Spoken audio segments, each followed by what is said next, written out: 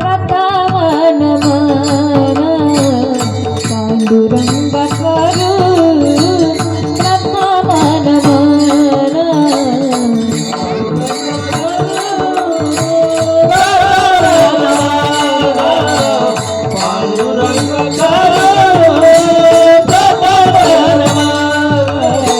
दुसरे चरण संताचिया दुसरे चरण संताचिया दुसरे चरण संताचिया दुसरे चरण संताचिया पंचभूपदाने कथेचा विस्तारू पंचभूपदाने कथेचा विस्तारू दुसरे चरण संताचिया दुसरे चरण संताचिया दुसरे चरण संताचिया दुसरे चरण संताचिया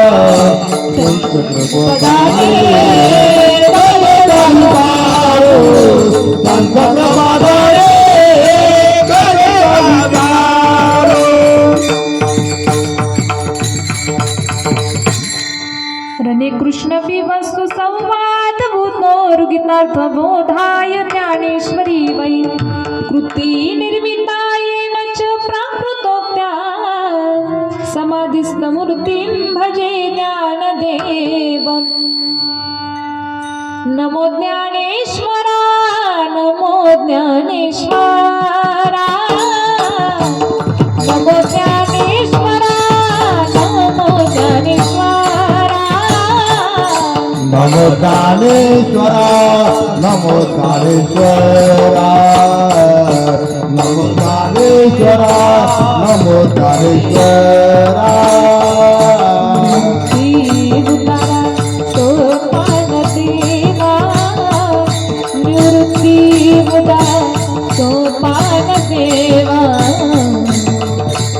उदार गोपाल देवा निवृत्ति उदार गोपाल देवा मुक्ताबाई नमो त्रिभुवन भवानी मुक्ताबाई नमो त्रिभुवन भवानी मुक्ताबाई नमो त्रिभुवन भवानी मुक्ताबाई नमो त्रिभुवन भवानी ओम नमो ज्ञानेश्वरा तुम काम नाम पवन डालो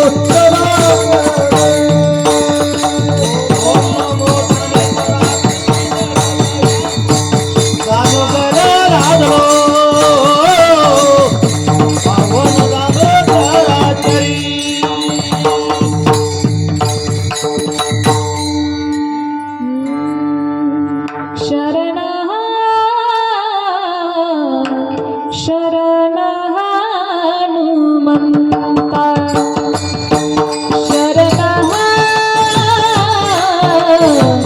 शरणः हनुमन्ता शरण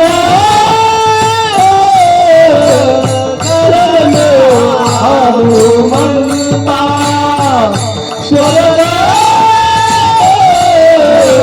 शरण हनुमंता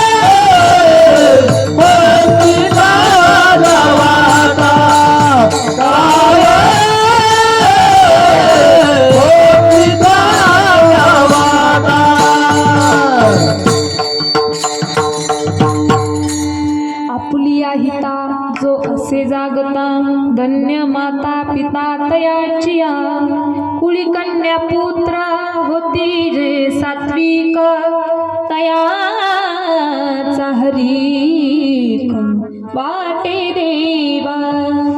प्रस्तुत कीर्तनरूपी सेवेकरिता निवडलेला अभंग महान भगवत भक्त संत सम्राट विश्ववंद्य आपल्या महाराष्ट्राचं भूषण जगद्गुरु तुकोबारायांचा 4 चरणांचा उत्कृष्ट असा अभंग आजच्या कीर्तनरूपी सेवेकरिता निवडलेला आहे. विठ्ठल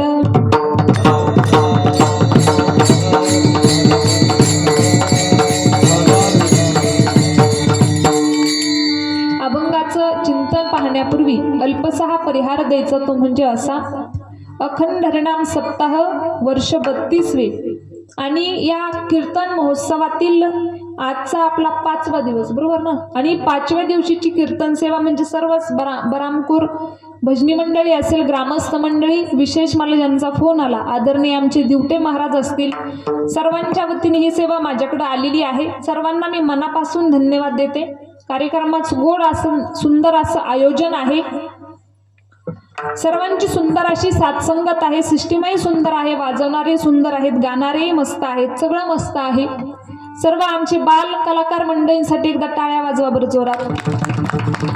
कारण 2 तास अगोदर हरिपाठाला, नंतर आत्ता उभा, तेवढी सोपी गोष्ट नाही एवढा वेळ उभा राहणं सुद्धा. बाल कलाकारांचे मनापासून धन्यवाद.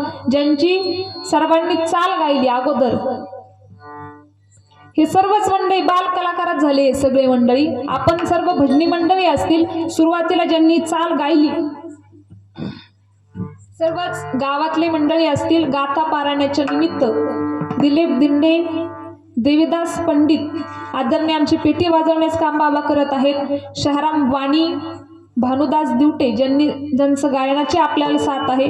यांनी 32 वर्षापासून विनामूल्य 7 दिवस सेवा दिलेली आहे. तर सर्वांच्या वतीनं मी त्यांना मनापासून धन्यवाद देते. माझ्यासोबत आलेली माझी बहीण गौरी मुकेकर सुद्धा इथं आहे, पैलवान, आणि ज्यांची मृदंगाची सुंदर अशी साथ आहे आदरणीय महाराजांचं नाव आदरणीय आकाश महाराज असतील, त्यांचेही मनापासून धन्यवाद असतील.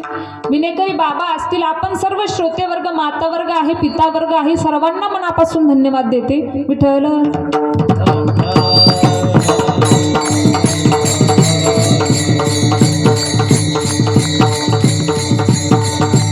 आदरणीय आमचे काका शूटिंग करण्याचं काम करत आहे, त्या कार्यक्रमाला जिवंत ठेवण्याचं काम करत आहे, त्यांना सुद्धा मनापासून धन्यवाद देते. सिस्टीमवाल्या दादांचं नाव काय? आदरणीय आमचे अभिषेक दादा असतील, त्यांना सुद्धा मनापासून धन्यवाद देते. आपण सर्व मंडळी एवढ्या थंडीचे इथे येऊन बसले, आता काहींच्या झोपण्याचा वेळ आहे, बरोबर आहे की नाही. आदरणीय आमचे विठ्ठल महाराज, माझ्याकडून नाव राहिलं, आदरणीय विठ्ठल महाराजांनी सुद्धा सुंदर अशी सुरुवातीला साथ दिली. आदरणीय सीताराम बाबा असतील, आपण सर्वच मंडळी भजनी मंडळी म्हटले सगळे त्यामध्ये आलेले आहेत. विठ्ठल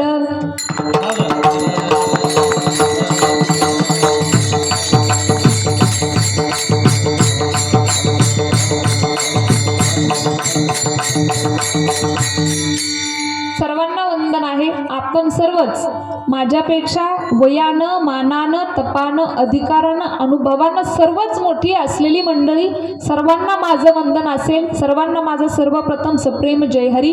आणि एकदा भगवंताला वंदन करून पवित्र अशा वातावरणामध्ये आपण अभंगाचं गोड असं चिंतन पाहणार आहोत. इको द्या. वक्रतुंड महाकाय सूर्यकोटी समप्रभ निर्विघ्नं कुरु मे देव सर्वकार्येषु सर्वदा.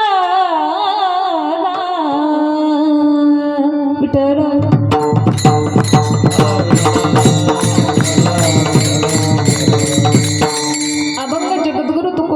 निवडलेला आहे. अभंग फार महत्वाचा आहे, फार चिंतनीय आहे.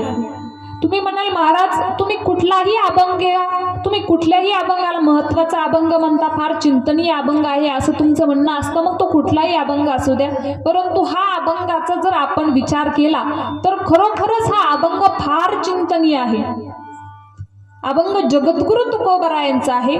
मी अगोदर तुम्हाला अभंगाचं महत्त्व सांगते म्हणजे तुमच्या लक्षात येईल. पहा, अभंग जगद्गुरु तुकोबारायांचा आहे. कुणाला म्हणावा जगद्गुरु तुकोबाराया?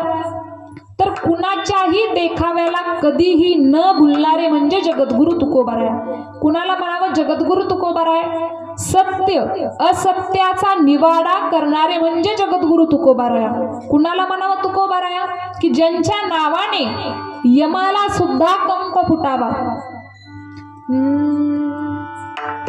तुकाराम तुकाराम नाम घेता कापे यम, नाम घेता कापे यम, नाम घेता कापे यम. तुकाराम तुकाराम नाम घेता नाम घेता कापे यमा.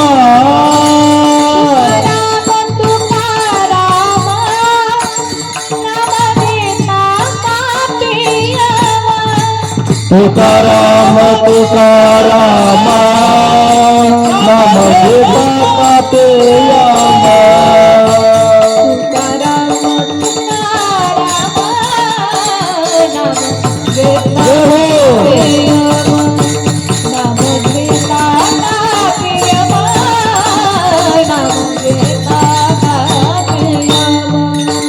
तुकाराम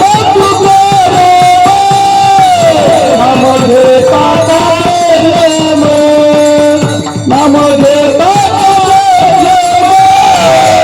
नाम घेता कापे यमा.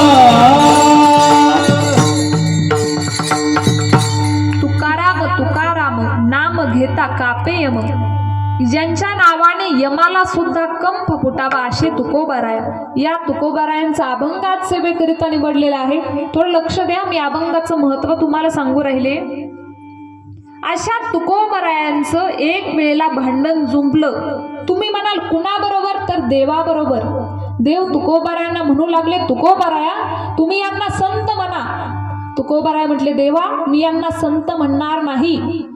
देवानं सांगितलं, तुकोबाराया तुम्ही यांना संत म्हणा, कारण हे खूप मोठे महात्मे आहेत, खूप टीव्हीवरती यांचे कार्यक्रम गाजलेले आहेत, यांचं खूप शिष्य समुदाय आहे, खूप प्रॉपर्टी आहे, खूप पैशावाले आहे, तुम्ही यांना संत म्हणा. पण तुकोबाराने सांगितलं, देवा मी यांना संत म्हणणार नाही. देवानं सांगितलं, तुकोबाराया तुम्हाला माझी शक्ती माहिती आहे का? म्हटले, मी माझ्या शक्तीच्या जीवावर काहीही करू शकतो, तुम्हाला माहिती नाही का? तुकोबाराय म्हटले, देवा तुला तुझ्या सामर्थ्य शक्तीवरती माझं जे वाटोळं करायचं ते कर, पण मी यांना संत म्हणणार नाही. करीसिती देवा तरी माझे सुखे, परी मी त्यासी मुखे न म्हणे संत. तुकोबारांनी सांगितलं, देवा तुला तुझ्या सामर्थ्य शक्तीवरती माझं जे वाटोळं करायचं आहे ते कर, पण मी यांना संत म्हणणार नाही. आता माझ्या बोलण्याकडे थोडंसं लक्ष द्या. देवाच्या वरवर सांगण्यातून तुकोबाराया देवाचं ऐकायला तयार नाहीत. असे तुकोबाराय म्हणतायत, मला त्या पुरुषाची सेवा घडावी आणि जर घडली तर माझ्या दैवाला पारावार राहणार नाही. अभंगाचं शेवट तुका म्हणे मज, तुका म्हणे माझा घाडो त्याची सेवा. तुका म्हणे माझा घाडो त्याची सेवा. तुका म्हणे माझा घाडो त्याची सेवा. तुका म्हणे माझा घाडो त्याची सेवा. तुका म्हणे माझा घाडो त्याची सेवा. तुका म्हणे माझा घाडो त्याची सेवा. तुका म्हणे माझा घाडो त्याची सेवा. तुका म्हणे माझा घाडो त्याची सेवा. अरे माझ्या दैव पारे नाही, बरी माझ्या दैव पारे नाही, बरी माझ्या दैव पारे नाही, बरी माझ्या दैव पारे नाही.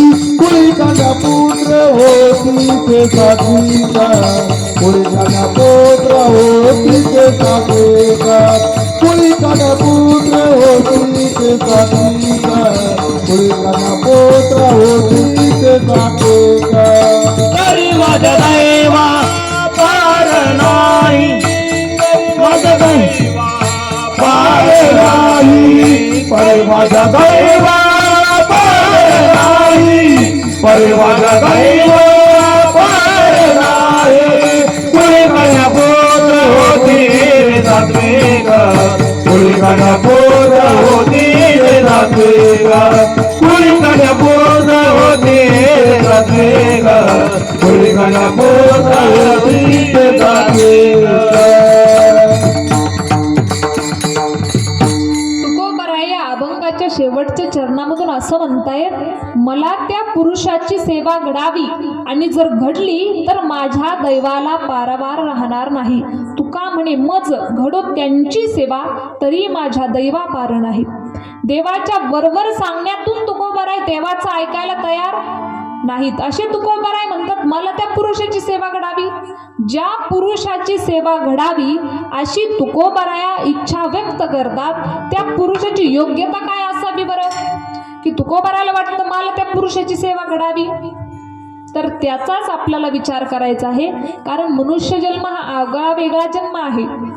इतर कुठल्याही शरीरामध्ये कर्तृत्व शक्ती नाही, फक्त करण्याचं सामर्थ्य हे फक्त मनुष्य शरीरामध्ये आहे.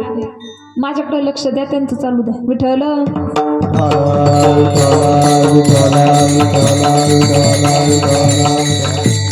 भगवंताने अगोदर इतर सृष्टी निर्माण केली, परंतु त्या सृष्टीकडे पाहून देवाला समाधान वाटत नव्हतं. का वाटावं बरं? कारण देवाने विचार केला, यांना मी तयार केले आणि हे मला जाणायला तयार नाही, मला मानायला तयार नाहीत. कुत्रा माहितीये का? कुत्रा माहितीये ना? कुत्रा करतो का बरं देवाचा विचार, की हा देव आहे, देवावरती आपण अभिषेक कसा पार पाडावा? करतो का कुत्रा देवाचा विचार? नाही. आता कावळा माहितीये का? आकाश मार्गाने कावळा येतो, तो करतो का देवाचा विचार? तो काय करतो मला सांगण्याचं काही वाटत नाही एवढं विशेष, तो माहिती असेल, बरोबर आहे की नाही? तो करतोय का देवाचा विचार? देवाने विचार केला, अरे मी यांना तयार केले आणि हे मला जाणायला तयार नाहीत, कसं देवाला समाधान वाटणार आहे? मुलगा जर बापाला प्रत्युत्तर देऊ लागला, बाप जर मुलाला म्हटला अरे मी तुझा बाप आहे, आणि तो जर म्हटला कशावरून, तर बापाला फार समाधान वाटणार आहे का? दुःख होणार आहे त्या बापाला. अगदी तसं भगवंताने ही सृष्टी निर्माण केली, परंतु ही सृष्टी देवालाच मानायला तयार नाही. देवाला कसं समाधान वाटणार आहे? मग देवाने विचार केला, अरे हे होतंय कशामुळं? तर देवाच्या असं लक्षात आलं की यांच्यामध्ये ज्ञानशक्ती नाही, यांच्यामध्ये ज्ञानशक्ती नसल्यामुळे हे आपल्याला जाणत नाहीत, आपल्याला मानत नाहीत. म्हणून अशी ज्ञान असणारी अशी जीवसृष्टी निर्माण करावी की जे आपल्याला जाणतील, जे आपल्याला मानतील, क्रियेमध्ये काहीतरी बदल घडवतील. म्हणून भगवंताने हे मानवी शरीर मोठ्या आदराने निर्माण केलेलं आहे. बाहुल्ये मनुष्य देही निज ज्ञान घातले पाहि. या आपल्या शरीरामध्ये भगवंताने ज्ञान घातलेलं आहे. देवाला असं वाटलं की हे ज्ञान, या ज्ञानाच्या योगाने हे सर्व सुखाला पात्र होऊ शकते. मनुष्य जन्म एक संधी आहे आणि या संधीच्या योगाने आपण सर्व सुखाला पात्र होऊ शकतो. भगवंताला माहिती होतं की ज्ञानाच्या आधारावरती हे काहीही करू शकतात. कारण कुठलीही कृती असू द्या, कृती शक्तीला ज्ञानशक्तीचा आधार लागतो. आता समजा संत्रीचा बाग लावायचा एखाद्या शेतकऱ्याला, आणि ज्यावेळेस संत्रीचा बाग लावायचा तो महाराज लगेच जातो का संत्रीचा बाग लावायला? नाही. कुठल्याही क्रियेचं जर पाऊल उचलायचं जर असलं तर अगोदर ज्ञान ग्रहण केलं जातं. समजा संत्रीचा बाग लावायचा आहे ना, मग संत्रीचा बाग समजा एखाद्या शेजाऱ्याकडे 1000 झाडं असतील, समजा त्याचे 1000 झाडं आहेत, तर त्यांनी कशी काय केलेलं आहे, कुठलं रोपटे आणलेले आहेत, काय केलेले, हे सगळं अगोदर काय केलं जातं? ज्ञान ग्रहण केलं जातं आणि मग त्यानंतरच कुठल्याही कृतीचं पाऊल उचललं जातं. म्हणजे कुठलीही क्रिया करायची असेल तर अगोदर काय लागतंय? ज्ञान लागतं. आणि इतर कुठल्याही देहामध्ये ते ज्ञान नाही. ते ज्ञान कुठं आहे? फक्त भगवंता, फक्त ते ज्ञान भगवंताने मानवी शरीरामध्ये घातलेलं आहे. विठ्ठल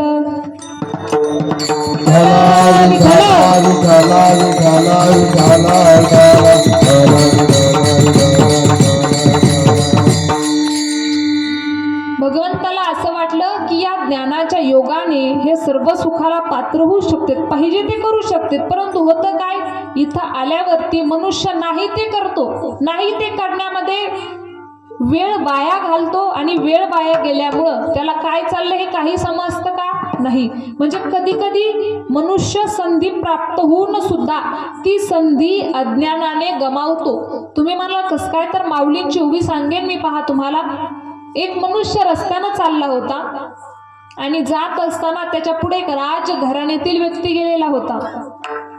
त्याने तो व्यक्ती समोर गेलेला होता आणि हा त्याच्या पाठीमागून चालला होता.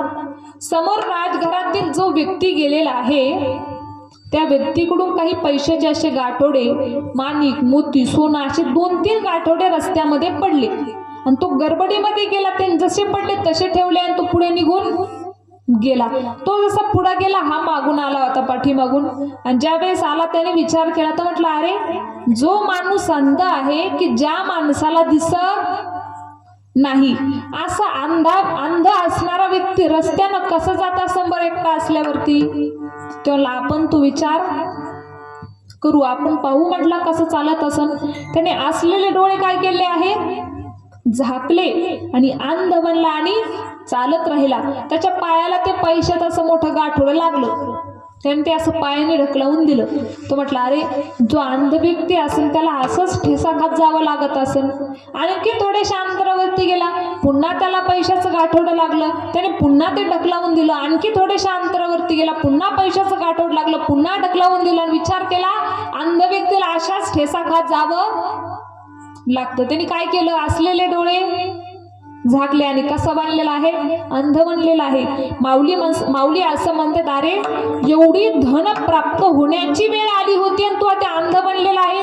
असलेले डोळे तू झाकले, एवढी धन प्राप्त होण्याची वेळ तुझी आली होती.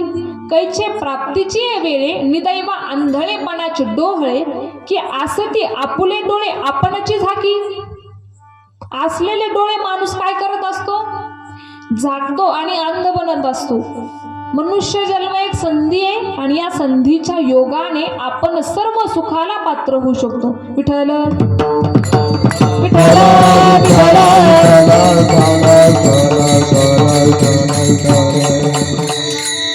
मग ज्ञान जर मनुष्य जन्मामध्ये आहे, पण मग या ज्ञानाचा उपयोग काय बरं, तर काय करावं आणि काय करू नये, काय खावं आणि काय खाऊ नये, काय प्यावं आणि काय पिऊ नये, हा ज्ञानाचा उपयोग आहे. मग माणूस करायला पाहिजे तेच करतो का? थंडी वाजते का माग? माणूस करायला पाहिजे तेच करतो का? खायला पाहिजे तेच खातो का? नाही. माणूस काय करत असतो, कुठलीही गोष्ट उलटीच करत चालतो, सुईचं काही करत नाही. या ज्ञानाचा उपयोग काय, आपण चांगलं करावं म्हणून संत आपल्याला वेळोवेळी जागृत करण्याचं काम करत असतात. ते आपल्याला वेळोवेळी सांगत असतात, बाबांनो तुम्ही जागे व्हा, चांगलं करा, आपल्या हिताच्या ठिकाणी जाग राहा. आणि जर तुम्ही वेळेवर जागे झाले नाही तर तुम्हाला हाय हाय करण्याची वेळ येईल.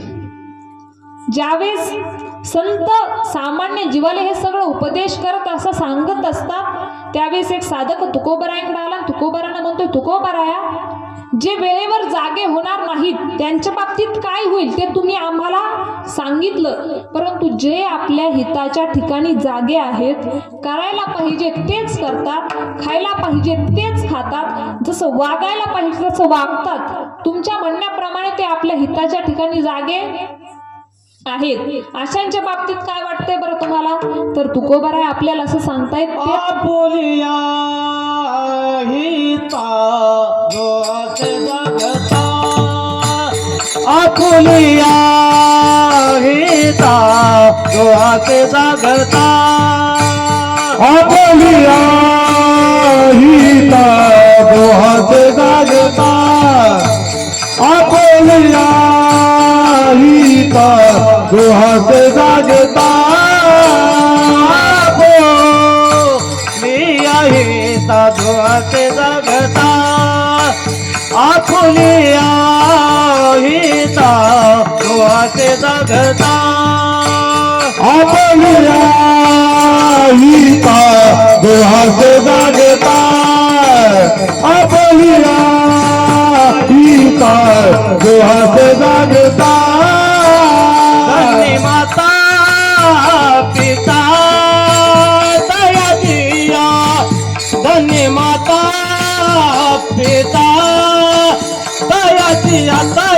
आकुळी कन्या पुत्र होती जे सात्विक कोळी कन्या पुत्र होती जे सात्विक धन्य माता पिता दयादिया धन्य माता पिता दयादिया कन्या पुत्र होती जे सात्विका कन्या पुत्र होती ते सात्विका आपली आई तोडे लागे धन्य माता पिता दयादिया धन्य माता पिता दयाचे धन्य माता पिता दयादिया आपली आई तोडे लागे धन्य माता पिता दयादिया धन्य माता पिता दयादिया धन्य माता पिता दयादिया अभंगाच्या प्रथम चरणामध्ये तुकोबराय आपल्याला असं सांगताय आपुलिया हिता जो असे जागता धन्य माता पिता तयाचिया जे आपल्या हिताच्या ठिकाणी जागे आहेत ते तर धन्य आहेतच आहेत परंतु त्यांना जन्म देणारे आईवडील सुद्धा धन्य आहेत. आता मला सांगा इथं तुकोबराय कुणाला धन्यवाद देतात बरं? आईवडिलांना धन्यता देत आहेत. एखादा मुलगा समजा अभ्यास करून त्याने जर परीक्षेमध्ये नंबर आणल्यानंतर सत्कार कोणाचा व्हायला पाहिजे? आई वडिलांचा व्हायला पाहिजे. त्या मुलाचा व्हायला पाहिजे कारण त्याने अभ्यास केलेला आहे, त्याने नंबर आणलाय, त्याने कष्ट केलेले आहेत. ज्यावेळेस एखादा मुलगा चोरी करतो, चोरी केल्यानंतर तो जर पकडला तर शिक्षा कोणाला व्हायला पाहिजे? आई वडिलांना का त्या मुलाला? आई वडिलांना, बरोबर आहे की नाही? त्या शिक्षा त्या मुलालाच व्हायला पाहिजे. मग तुकोबराय इथं आई वडिलांना का बरं धन्यता देत आहेत? जे मुलं हिताच्या ठिकाणी जागे आहेत मग त्या मुलाला धन्यवाद द्यायला पाहिजे होते. आई वडिलांना का बरं तुकोबरायांनी धन्यता दिलेली आहे? तर गोड असं मार्मिक उत्तर गुरुवर्य रामेश्वर महाराज मुळे हे देत असतात. पहा, ते असं म्हणतायत, ज्ञानोबरायांच्या बाबतीमध्ये उदाहरण सांगेन मी. ज्यावेळेस ज्ञानोबरायांचा समाधी सोहळा होता, भगवंताने सगळ्यांना सांगितलं, सगळी तीर्थ मंडळी, ऋषीमुनी, गंधर्व, सगळी तीर्थ सगळ्यांना सांगितलं की आपल्याला ज्ञानोबरायांचा समाधी सोहळा करायचा आहे, तुम्ही सर्वजण तिथं या. सर्वजण ज्ञानोबरायांच्या समाधी सोहळ्याला आलेले आहेत. ज्ञानोबराय बसलेले आहेत, समोर ज्ञानेश्वरी ठेवलेली आहे, हातामध्ये दंड दिलेला आहे, कारण संन्यासाच्या हातामध्ये दंड दिला जातो. पहा, ज्यावेळेस ज्ञानोबराय समाधीस्थ होत होते सगळी मंडळी रडत होती, सगळी जण रडत होती, यामध्ये काही नवल नाही. साक्षात भगवान परमात्मा सुद्धा रडत होता, देव रडत होता.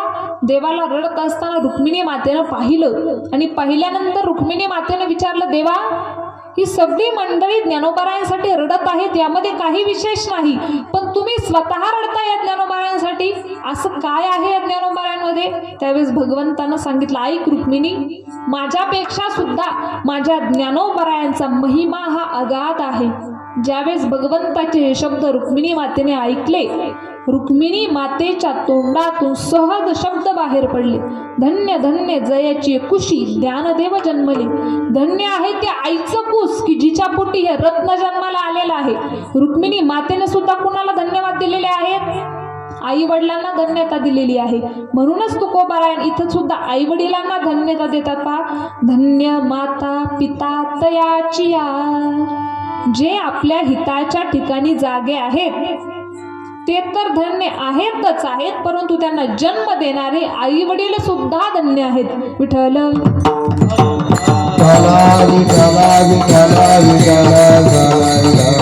आता हिताच्या ठिकाणी जागे राहणं म्हणजे तर नेमकं काय बरं? आता काही रात्रभर जागे राहते, त्यांना असं वाटतं. पहा, आता महाराजांनी काल सांगितलं हिताच्या ठिकाणी जागे राहा. आता आम्ही रात्रभर जागेत, मग काय आमचाच नंबर आहे काय? तुकोबरायांनी सांगितलंय म्हटल्यावरती ते जागे राहते, परंतु कशाला? पत्ते खेळायला, रात्र जाग. त्यांना वाटतं तुकोबराने काय सांगितलं, जाग राहा, इथं आमचाच नंबर आहे असं. उठा जागे वारे आता मरण करा पंढरी नाथा, माझे चरणी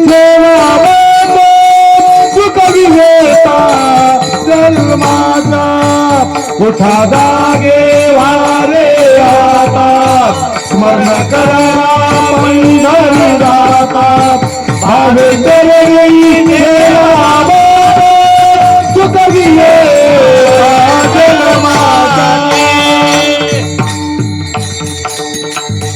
उठा जागे भारे आता स्मरण करा पंढरीनाथा. तुकोबरांनी जागर आहे सांगितलं, मग त्यांना असं वाटतं आमचाच नंबर एक काय. आणि जागर राहण्यातून अनेक समस्या सुटत असतात आणि झोपेतून अनेक अडथळे हे निर्माण होत असते. एक माणूस पहा, त्याला मुंबईला जायचं होतं, तो बसने जाणार होता. बसने गेला आणि बस स्टेशन वरती गेला. त्याला 11 वाजता बस होती मुंबईला जाण्याकरिता, पण त्याला असं वाटलं आता किती वाजले 9, 11 वाजायला किती टायमिंग बाकी आहे, आणखी 2 तास बाकी आहेत म्हटला. मग आपण आता काय करू, 2 तास काय करू, झोप घेऊ. मग 2 तास झोप घेऊ, झोपीतून उठलं का बस येईन तोपर्यंत मग बसनी जाऊ. हा झोपला. झोपल्यानंतर 11ही वाजून गेले. 11:30 वाजता याला जाग आली. बघतो तर काय किती वाजले, 11:30. बस निघून गेली. त्याने विचार केला, म्हटलं आता बस निघून गेली. पळत पळत गेला, विचारलं, म्हटलं आता बस कधी. त्यांनी सांगितलं होतं मुंबईला जाणारी बस येणार नाही, 11ची एकच बस होती. कशामुळे झालंय, झोपीमुळं. अनेकांचे काय उदाहरणं सांगायचे. आमच्या महाराज मंडळी सुद्धा कधी कधी समजा दुपारी जर थोडा वेळ झोपलं पण कार्यक्रमाचा जर फोन आला तर झोपलेला असला आमचाही कधी कधी कार्यक्रम सुटून जातो. म्हणजे झोपेतून अनेक समस्या निर्माण होत असतात आणि माणूस ज्यावेळेस जागा राहतो, जागा राहण्यातून माणसाच्या अनेक समस्या हे सुटत असतात. विठ्ठल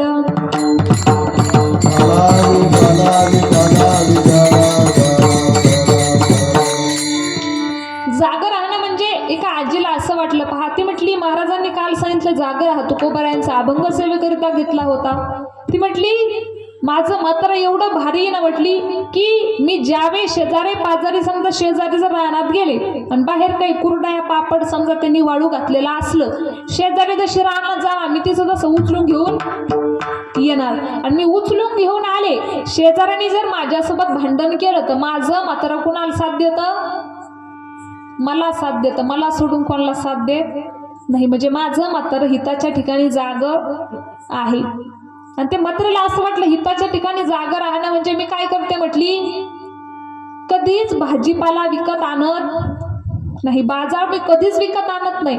कुणाच्याही रानात गेलं काहीतरी घेऊन येणार, कुणाच्याही रानात गेलं काहीतरी घेऊन यायचं. अजिबात बाजार विकत आणायचा. कोणी सांगितलं 500 रुपये घालायचे आठवड्याला, अजिबात बाजार विकत आणायचा नाही. देवाणघेवाण माणूस करत असतं. समजा एखाद्याच्या रानामध्ये गेलं, ताजी ताजी वांगी जर असतील, वांग माहितीये ना, वांग ताजं ताजं वांग असेल, आपण सहज एखाद्याला म्हणतो तुम्हाला भाजीला घेऊन जा, पण कधीच बाजार करायचा नाही. ती म्हटली मी माझ्या हिताच्या ठिकाणी जागी आहे आणि माझी सुनबाई सुद्धा मला एवढी भारी भेटली. म्हणलं कुठाची आई तुमची सुनबाई, ती म्हटली सख्या भावाची.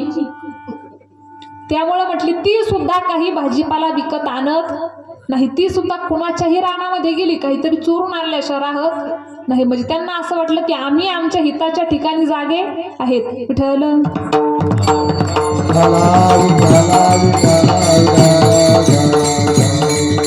हिताच्या ठिकाणी जागा राहणं म्हणजे लोक काय अर्थ काढतील काही सांगता येतंय का, काही सांगता येत नाही. म्हणून महाराज असं म्हणतायत जो आपल्या हिताच्या ठिकाणी जागा आहे तो तर धन्य आहेच आहे, परंतु त्यांना जन्म देणारे आई वडील सुद्धा धन्य आहेत. एक साधक तुकोबारायांकडे आला आणि तुकोबारानं म्हणतोय तुकोबाराया जे आपल्या हिताच्या ठिकाणी जागे आहेत त्यांच्या बाबतीत तुम्हाला काय वाटतं हे तुम्ही आम्हाला सांगितलं, परंतु देवाला काय वाटतं बरं त्यांच्या बाबतीमध्ये. कुळी कन्या पुत्र होती जे सात्विक, कुळी कन्या पुत्र होती जे सात्विक, कुळी कन्या पुत्र होती सात्विक, कुळी कन्या पुत्र होती सात्विक, कन्या पुत्र होती जे सात्विक, कुळी कन्या पुत्र होती जे सात्विक, कुळी कन्या पुत्र होती सात्विक, कुळी कन्या पुत्र होती सात्विक. हरिक वाद देवा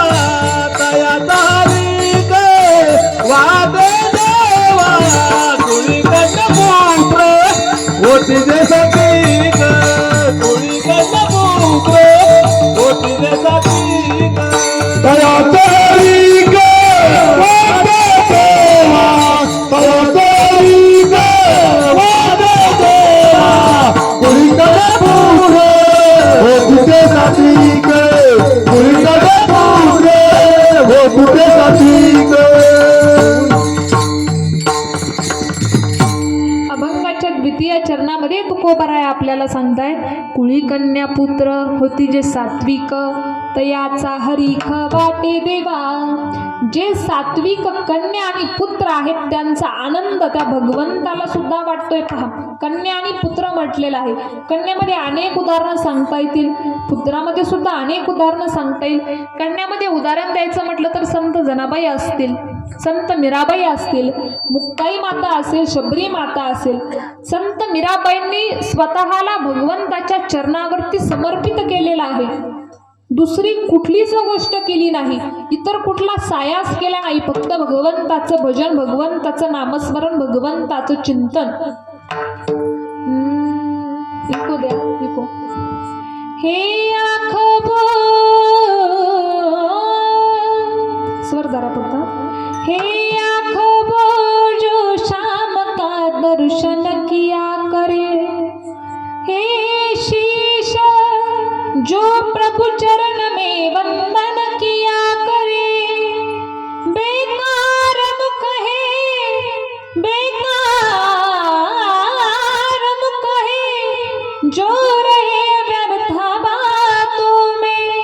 मुख वो है जो हरि नाम का सुमिरन किया करे.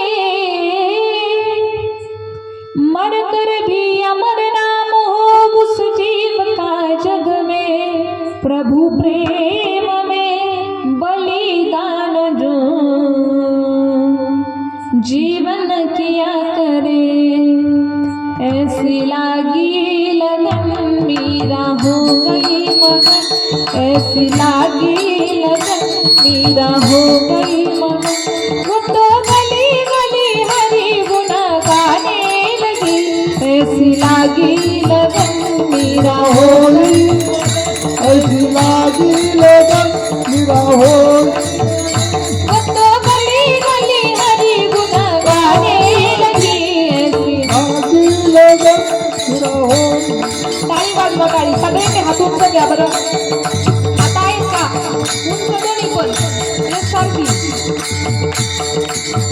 राम ने विष दिया मन अमृत पिया, मीरा सागर में करिश्मा समाने लगी. दुख लाखों सहे मुख से गोविंद कहे, मीरा गोविंद गोपाल गाने लगी. वो तो गली गली हरि गुण गाने लगी. ऐसी लागी लगन मीरा हो गई मगन, ऐसी लागी लगन मीरा हो गई मगन. वो तो गली गली हरि गुण गाने लगी. ऐसी लागी लगन मीरा हो. ऐसी लागी लगन मीरा हो. ऐसी लागी लगन मीरा हो गई मगन. ऐसी लागी लगन मीरा हो गई मगन, हो गई मगन, हो गई रे मगन, मगन. ऐसी लागी लगन मीरा हो गई मगन. मीराबाईंनी फक्त भगवंताचं भजन केलं, इतर कुठलीच गोष्ट केली, इतर कुठला प्रयत्न सुद्धा केलेला नाही. आणि भगवंताचं भजन करायचं असेल तर फक्त तुमचं मन शुद्ध असणं गरजेचं आहे. इतर तुम्ही कुठलीच गोष्ट करू नका. तुम्ही एकादशी धरू नका, तुम्ही सोमवार करू नका, तुम्ही मंदिरामध्ये जाऊ नका, काही करू नका. फक्त शुद्ध अंतःकरणापासून भगवंताचं भजन करा. रात्रभर भजन करायचं महाराज, रात्रभर भजन करायचं. पहाटे काकडा करायचा आणि काकडा झाल्यानंतर पुन्हा तरी मका चोरून घेऊन जायची आणि आपल्या म्हशीला नेऊन टाकायची. काही उपयोग आहे का त्या भजनाचा? काहीच करू नका. तुम्ही काकड्याला जाऊ नका, हरिपाठाला जाऊ नका, कीर्तन ऐकू नका, काही करू नका. फक्त मन शुद्ध ठेवा. अंतःकरण शुद्ध ठेवलं तर दुसरी कुठली गोष्ट करण्याची गरज आहे का? नाही. उदाहरण सांगेन पहा मी तुम्हाला. जिच्या घराला देवघर माहिती नव्हतं, पिढ्यानं पिढ्या तुळशीची माळ ही तिच्या घरामध्ये कुणालाच नव्हती, अशा त्या मुलीचं लग्न जमलं. आणि जसं तिचं लग्न जमलं, जमल्यानंतर दारामध्ये माणसांची गर्दी, मद्याची डेरे भरलेले, बकऱ्यांची दावण लागलेली, हे सगळं त्या मुलीनं बघितलं. आणि तिच्या बाबांना विचारलं, म्हटली बाबा ही सारी माणसांची गर्दी, मद्याची डेरे भरलेले, बकऱ्यांची दावण लागलेली, हे सगळं कशासाठी? मग तिच्या बाबांनी सांगितलं, म्हटले बाळा, उद्या तुझं लग्न आहे आणि तू एक भिल्ल समाजाच्या राजाची मुलगी आहेस आणि आपल्यामध्ये पाहुण्यांना खुश करण्यासाठी मांसाहारी भोजन द्यावं लागतं, म्हणून हे सगळं आहे. त्या मुलीनं विचार केला. पहा, ती म्हटली, माझं लग्न आहे आणि माझ्या लग्नासाठी या निष्पाप जीवांची हत्या होणार आहे. मग मी लग्न करण्यामध्ये काय सुख आहे बरं? मी जर लग्न नाही केलं तर कुठं बिघडतंय काय? रात्रीतून घर सोडलं, दूर जंगलामध्ये निघून गेलेली आहे. देव माझा मी देवाचा, देव माझा मी देवाचा, माझा मी देवाचा, देव माझा मी देवाचा. सत्यहित माझी वाचा, सत्यहित माझी वाचा, देव माझा मी देवाचा, देव माझा मी देवाचा. सत्यहित माझी वाचा, सत्यहित माझी वाचा, देव माझा मी देवाचा, देव माझा मी देवाचा.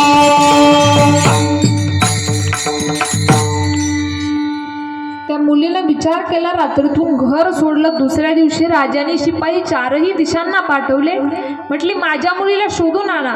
राजाला माहिती होतं माझी मुलगी एवढी सुकुमार आहे, एवढी नाजूक आहे, जिथं मेलेला पशु पडलेला असेल, सगळ्या शिपायांना सांगितलं, जिथं मेलेला पशु पडलेला असेल ती जागा सोडायची आणि बाकी अख्खं जंगल फिरून पाहायचं, तुम्हाला ती कुठंतरी सापडणार. माझी मुलगी कुठंतरी सरोवराच्या काठाला बसलेली असेल, कुठंतरी झाडावरती जाऊन बसलेली असेल, एखाद्या गुफेच्या तोंडाला जाऊन बसलेली असेल, परंतु माझी मुलगी एवढी सुकुमार आहे, एवढी नाजूक आहे की जिथं मेलेला पशु पडलेला असेल तिथं ती बसू शकत नाही. शिपाई चारही दिशांना पाठवले आणि पाठवल्याच्या नंतर शिपाई शोधून थकून वापस गेले. वापस गेल्यानंतर त्या मुलीनं विचार केला. म्हटली, आता काहीतरी आपण सेवा केली पाहिजे. मतंग ऋषी ज्या वाटेवरनं जात होते तिने ती वाट स्वच्छ करण्याचं काम चालू केलं. ती वाट स्वच्छ करत असताना तिच्याकडे झाडू नव्हता. पहा, या हातांचा तिने झाडू केलेला आहे. हाताने रस्त्यावरचे दगड असतील, पालापाचोळा असतील, काटे असतील, हाताने काय करायची? ती बाजूला करायची, वाट रोज स्वच्छ करायची. ऋषी त्या वाटेवरनं जायचे, रोज विचार करायचे, अरे कोण बरं ही वाट स्वच्छ करत असेल. एक दिवस झाडावरून उतरायला उशीर झाला आणि त्यांच्या नजरेमध्ये ती आकृती सापडली. कुठली? रोज रस्ता झाडणारी. विचारलं तिला, अरे कोण आहेस तू, तुझं नाव काय? तुम्हाला मी भजनातून सांगेल. पहा, रामा रघुनंदना, रामा रघुनंदना, एकच वाचा. रामा रघुनंदना,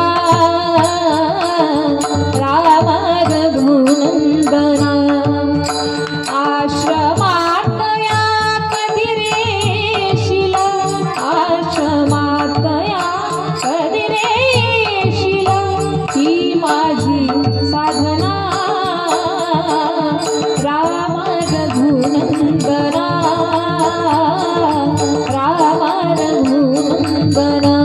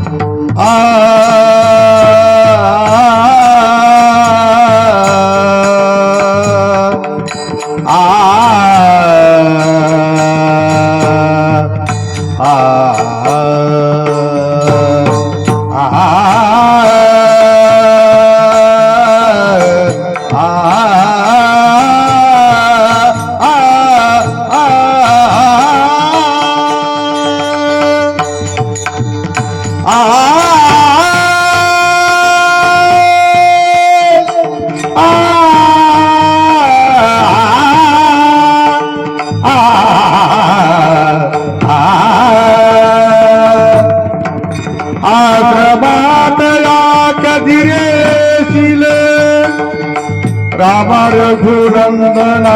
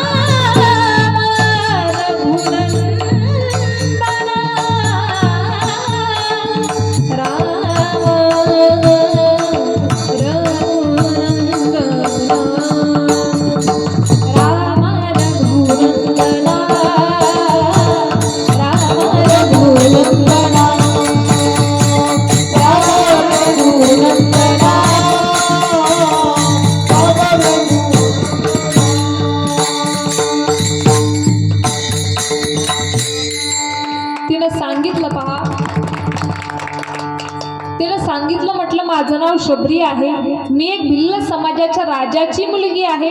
घडलेला सगळा प्रसंग तिनं ऋषींना सांगितला. संतांची कृपा झाली, तिला एक छोटीशी झोपडी बांधून दिली. रोज सत्संग जीवनामध्ये प्राप्त झाला. ऋषींना सांगितलं म्हटली शबरी तू आमच्यापेक्षा भाग्यवान आहेस. आम्ही भजन करून भगवंताला भेटायला चाललो, परंतु श्रेष्ठ आहे तुझी भक्ती की तुला देव भेटायला येणार. तिनं गुरूंच्या शब्दावरती विश्वास ठेवला आणि भजन करत गेली, भगवंताचं भजन करत गेली. एक दिवस तिला भगवंताने येऊन भेट दिली. ज्यावेळेस भगवंत येऊन तिला भेट दिली त्यावेळेस तिनं देवाला जसं बघितलं तिच्या डोळ्यामध्ये पाणी आलं, आनंद अश्रू आले की देवाने मला भेट दिली. तिला असं वाटलं की मी आता देवाची पूजा करावी, देवाचं दर्शन घ्यावं, देवाचे पाय धुवून काढावेत. भेटी लागे जीवा लागले जियास, भेटी लागे जीवा लागले जियास, लागे जीवा लागली ते आस, भेटी लागे जीवा लागली ते आस. भेटी लागे जीवा लागले जियास, भेटी लागे जीवा लागले जियास, भेटी लागे जीवा लागली ते आस, भेटी लागे जीवा लागली ते आस. पाहिरात्र दिवस वाट तुझी, पाहिरात्र दिवस वाट तुझी, भेटी लागे जीवा लागले जियास, भेटी लागे जीवा लागले जियास. रात्र दिवस वाट तुझे, पाहिरात्र दिवसा वाट तुझी, भेटी लागे जीवा लागली ते आस, भेटी लागे जीवा लागली ते आस.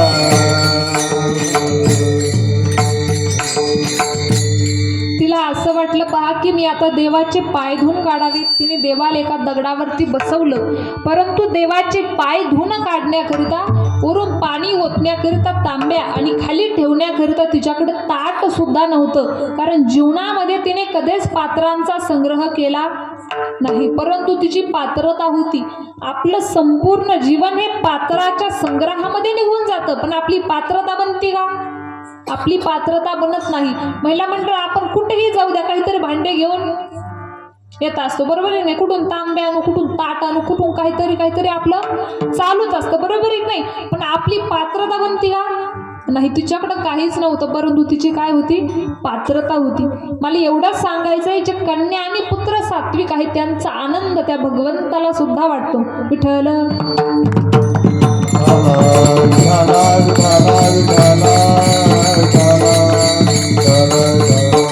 भजन घेऊ एकदा. विठोबार कुमाई विठोबार कुमाई गोबार कुमाई विठोबार कुमाई गोबार कुमाई विठोबार कुमाई गोबार कुमाई विठोबार कुमाई गोबार कुमाई विठोबार कुमाई गोबार कुमाई विठोबार कुमाई गोबार कुमाई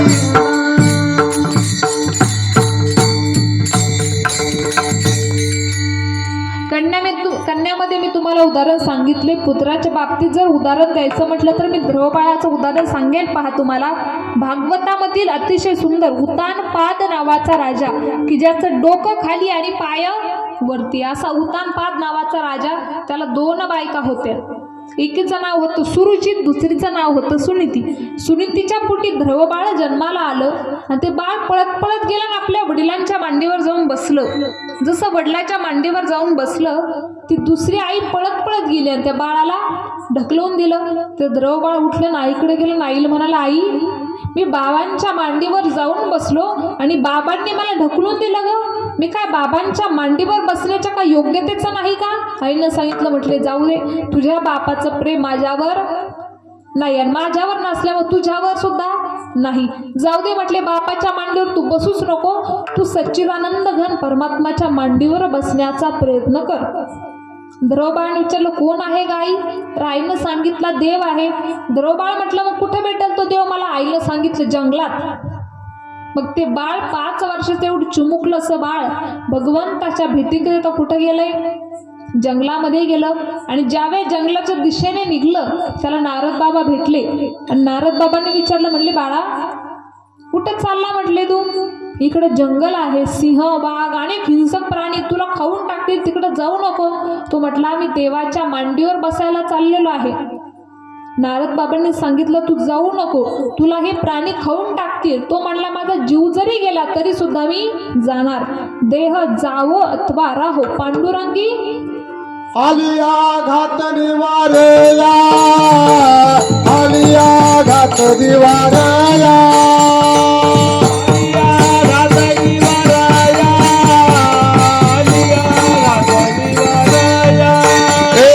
मागे पुढे उभा रे सांभाळीत, मागे पुढे उभा रे सांभाळीत,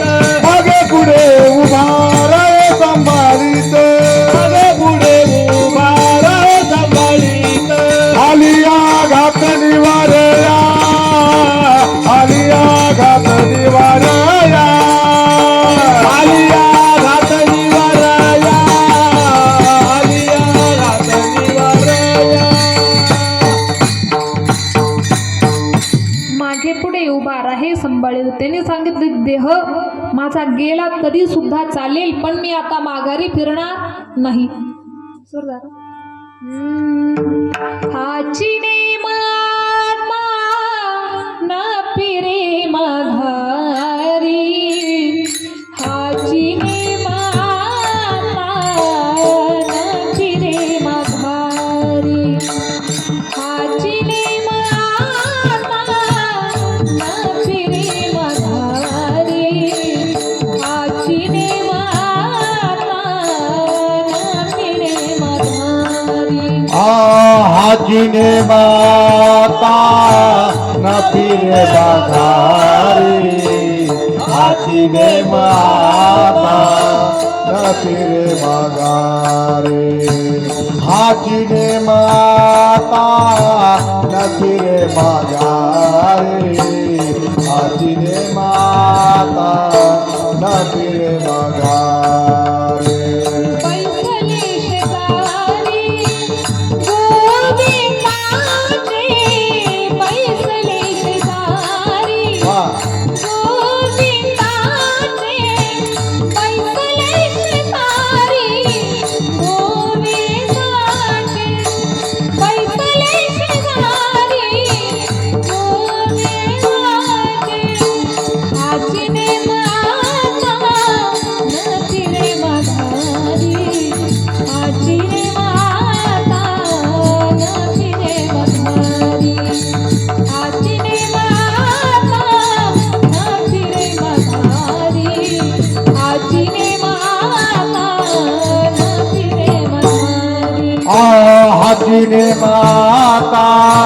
न फिरे माघारे हाचीने माता न फिरे माघारे हाचीने माता न फिरे माघारे हाचीने माता न फिरे माघारे हाचीने माता न फिरे माघारी बैसले शेजारी गोविंदाचे.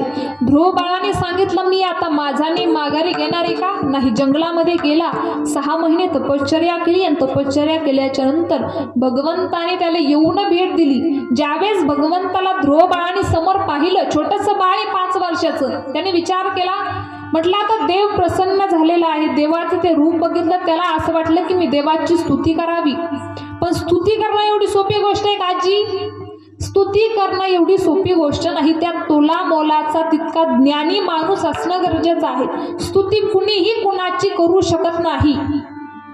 देवाच्या लक्षात आलं की बाळाची स्तुती करण्याची इच्छा आहे, परंतु बाळ माझी स्तुती करू शकत नाही. कारण बोलताना शब्द रचना जुळवता आली पाहिजे, बोलता बोलता धैर्य ठेवता आलं पाहिजे, चुकता काम नाही. हे छोटंसं बाळ आहे, याला माझी स्तुती करता येणार नाही. खऱ्या अर्थानं आपण याला शक्ती दिली पाहिजे. भगवंतानं उजव्या हातानं शंख उचलला आणि ध्रुव बाळाच्या उजव्या गालाला लावलेला आहे. ज्ञानोबाराय सांगतात ना आपल्याला,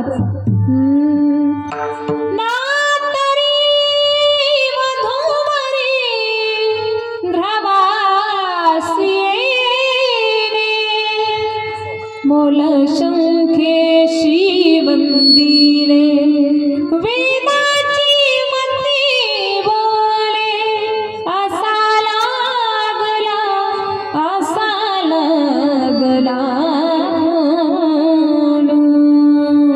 कुणामुळे ते ध्रुव बाळ बोलू शकलेलं आहे? कोण बोलविते हरिवन? त्या भगवंतामुळे ध्रुव बाळ बोलू शकलेलं आहे. भागवतामध्ये त्या ध्रुव बाळाने केलेली स्तुती अत्यंत दिव्य स्तुती आहे. असं बाळ जन्माला यावं, अशा सात्विक कन्या आणि पुत्रांचा आनंद त्या भगवंताला सुद्धा वाटतो. विठ्ठल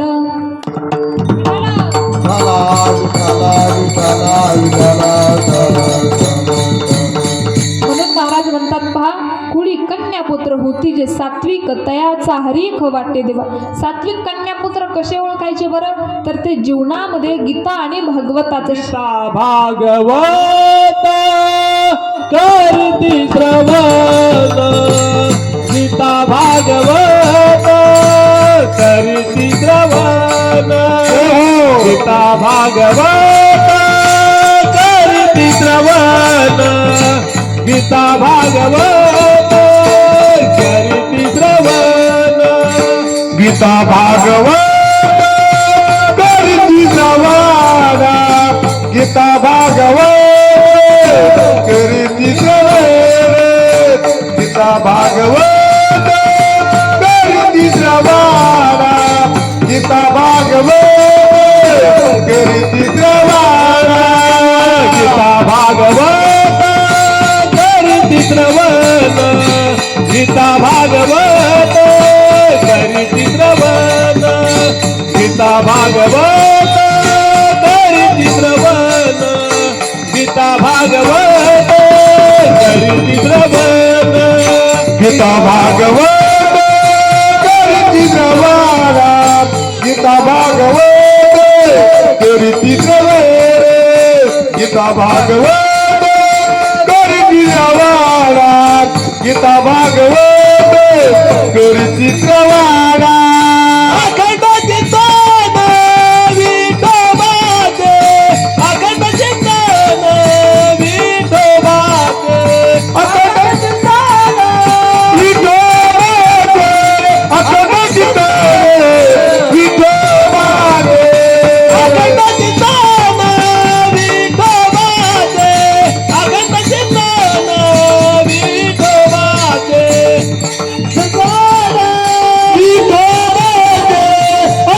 चिंतन विठोबाचे पुत्र हो तुझे सात्विक कोळी कन्या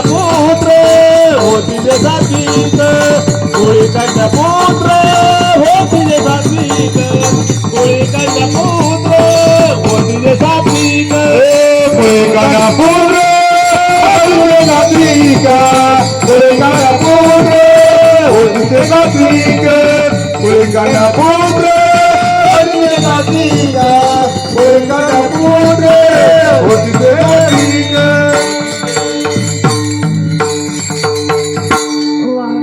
गीता भागवत करीती श्रवण अखंड चिंतन विठोबाचे जे सात्विक कन्या आणि पुत्र आहेत ते अखंड त्या भगवंताचं नामस्मरण करतात. विठ्ठल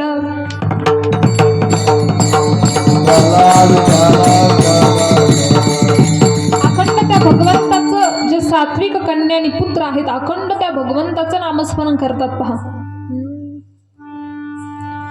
गोविंद गोविंद मना लागलिया छंद लागलिया छंद मना लागलिया छंद लागलिया छंद मना लागलिया छंद गोविंद गोविंद मना लागलिया छंद.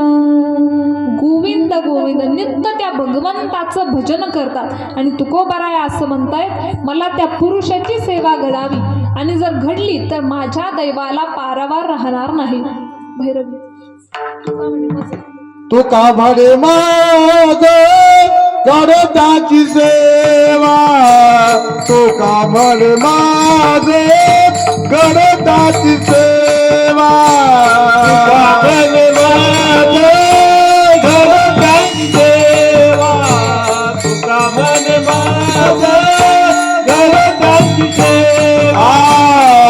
म्हणे माझे गणताची सेवा तुका म्हणे माझे गणताची सेवा तुका म्हणे माझे गणताची सेवा तुका म्हणे माझे गणताची सेवा परे माझ्या दैवा पार नाही परे माझ्या दैवा पार नाही कुळी कन्या पुत्र हो तुझे सात्विक कुळी कन्या पुत्र हो तुझे सात्विक तरी माझ्या दैवा पार नाही तरी माझ्या दैवा पार नाही कुळी कन्या पुत्र हो तुझे सात्विक कुळी कन्या पुत्र हो तुझे सात्विक आता हरी वाटे देवा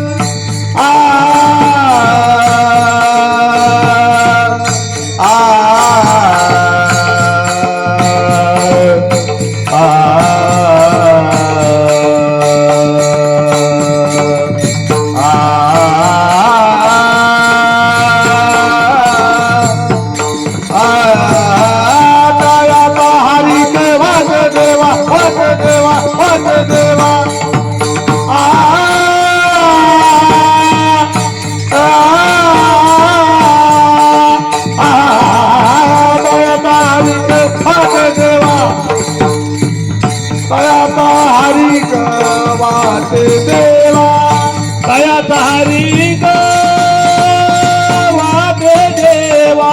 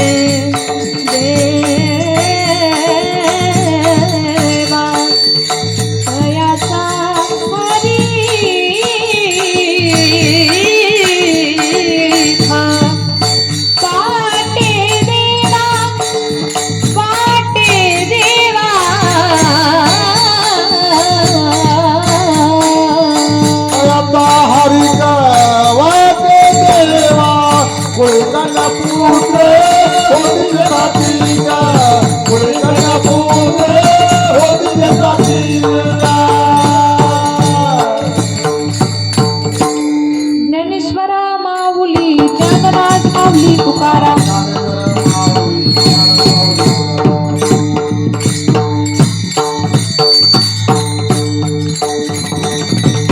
सर्वच भजनी मंडळींनी